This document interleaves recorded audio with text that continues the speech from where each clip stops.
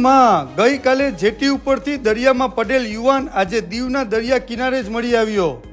ગઈકાલે એમપીનો યુવાન પ્રવીણકુમાર મહેશકુમાર દીવ જેટી ઉપરથી દરિયામાં પડી ગયેલ, જે આજે 24 કલાક બાદ દીવના દરિયામાં દેખાતા ધર્મેશ સોલંકી નામના વ્યક્તિ દરિયામાં પડી અને કિનારે ખેંચી લાવ્યો। ત્યારબાદ દીવ પોલીસે કાર્યવાહી કરી।